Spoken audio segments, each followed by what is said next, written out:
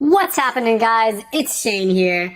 So I posted the video the other day on how you can choose the best college degree for you, and a few things came to my attention. One, people tend to get extremely triggered when you tell them they're getting a useless degree. And two, you guys want to see a video on what the most useless degrees are. And I want to be one of the few creators out there that actually cares and listens to what their subscribers want. And so here we go. OP is going to deliver. And all I ask in return is that you very gently tap that like button. I've been seeing this very disturbing trend lately where people are smashing the like button.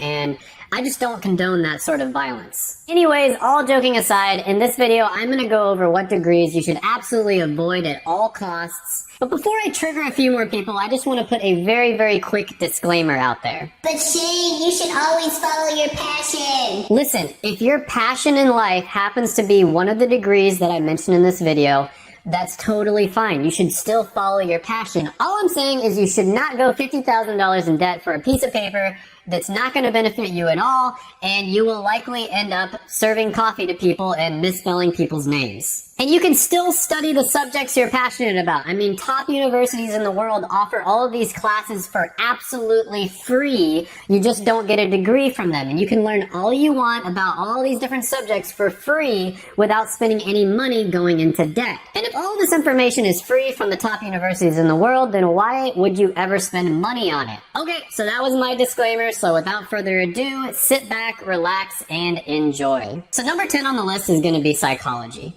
And the reason that I decided to include this on the list, even though you can get a viable job, I mean, you can become a social worker or something like that. The reason I decided to include this one is because it is one of the top 5 most popular majors, even though it has really bad statistics in all of the important categories like job openings, job satisfaction, future growth potential, all of these things that are very important. And I find psychology to be extremely interesting. I mean, I took extra classes on it in undergrad. I spent that extra money. It's very interesting, and I can see why so many people like it, but I don't recommend actually majoring in it. And I'm probably going to get a lot of hate for this one because it is useful. I mean, you can definitely argue on this, but the reason I decided to put it in is because it's so popular, and I just think it's one where a lot of people fall into the trap of thinking that they can make money after graduating with this degree.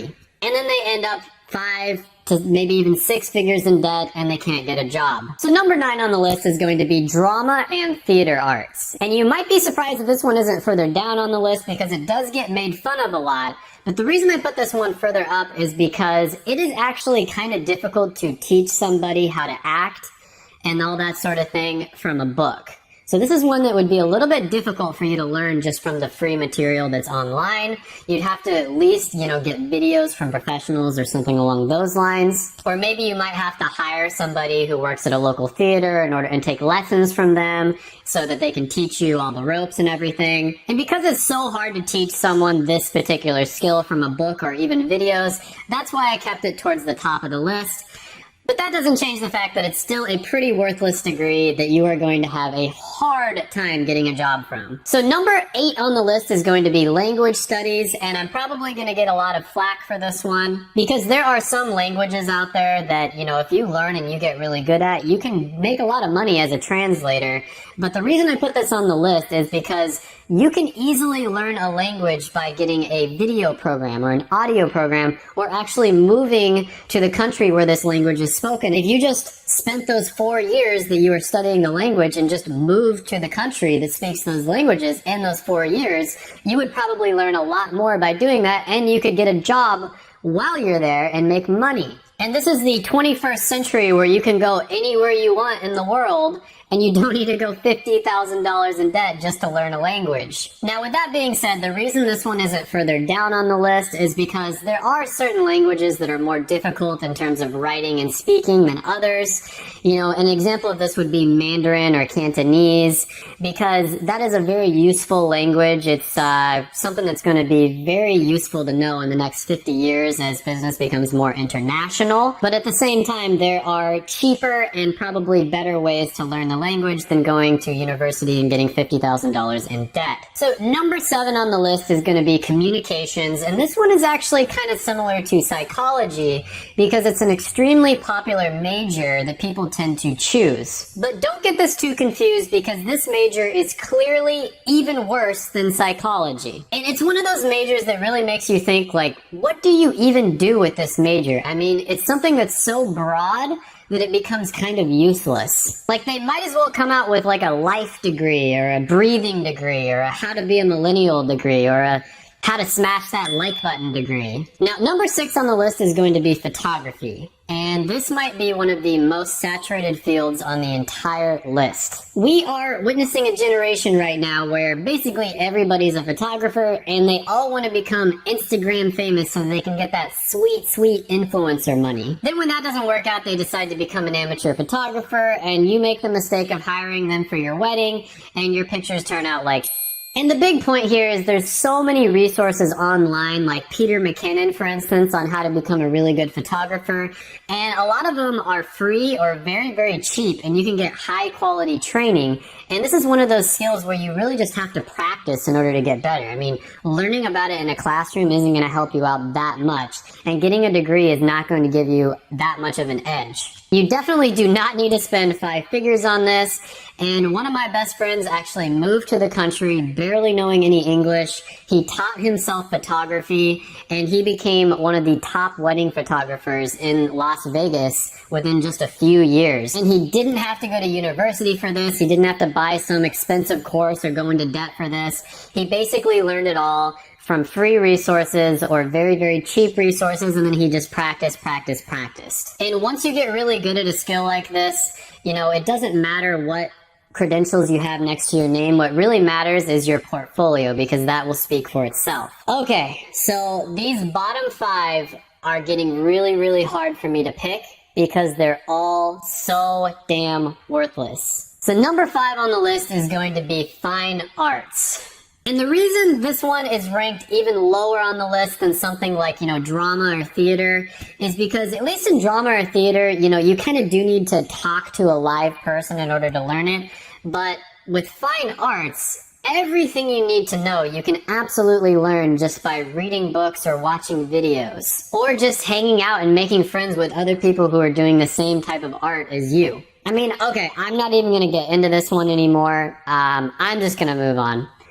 Number 4 on the list is going to be anthropology/archaeology. So when I was doing research on making this video, this one actually had the worst statistics out of every single one on the list in terms of, you know, actually getting a job, getting hired, you know, percentage of job growths and jobs are going to open up in the next decade. I think this one was actually the number 1 worst on the list. And listen, with a job like archaeologist, you're not going to get a job from getting a degree. If you want to break into this field, you're going to have to get creative about how you do it because there's simply just not that many job openings available. You got to get creative with this because there's just not that many job openings available, and the only thing you're going to end up rediscovering is your dignity when you have to pay all those student loans back. So number 3 on the list is going to be art history. And this one beats all of the other art degrees because it's not even art. It's the history of art. Like, you got to be kidding me. You can so easily just go and buy a textbook. Like, you don't even have to watch videos on this. Just go buy some textbooks online. They're very, very cheap after a few years. And then just go watch videos on YouTube about art history. It's just simply not a marketable skill. You should never spend that much money on something like that. I mean, this one is just, it's painful to even think about or talk about. And each one of these, as I'm getting closer to number 1 on the list, are just getting more and more painful. Number 2 on the list is going to be religious studies.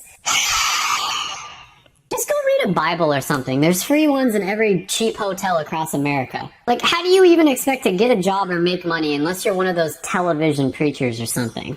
But you know what? It's not just religious studies. It's basically anything that has the word studies after it. Yeah, this is just a general great rule to follow. Anything that has the word studies after it, don't pick that as your major. Sure, if you take 1 or 2 classes of something that has the word studies after it, that's totally fine. I mean, there's a lot of interesting stuff out there, but for God's sakes, do not pick it as your major. If you're really passionate of something, just have an ounce of creativity and figure out how you can learn about it without spending $50,000 to get a piece of paper. Now, number 1 on the list might not surprise you. It is so ridiculed across the internet that it has practically gained meme status, and that is, of course, gender studies. And I don't think anything needs to be said here. I mean, you're completely wasting your money if you major in gender studies. I mean, just think about it. Where are the jobs? What kind of jobs? How can you contribute or give value to society by majoring in this? And you might be thinking, well, it's really important because politicians talk about it all the time. And that is a good point until you realize that none of those politicians actually have a degree in gender studies. And just look it up. Like, look up what degrees politicians have, and I can pretty much guarantee you that none of them are in gender studies. Okay, anyways, this video was pretty painful to make, but it was also a little bit fun to make at the same time. Go ahead and hit that like button, hit the subscribe button, hit the little notification bell, comment down below on what videos you'd like to see next, and I will be dropping a bunch of very, very awesome videos here in the near future, so stick around. Bye for now.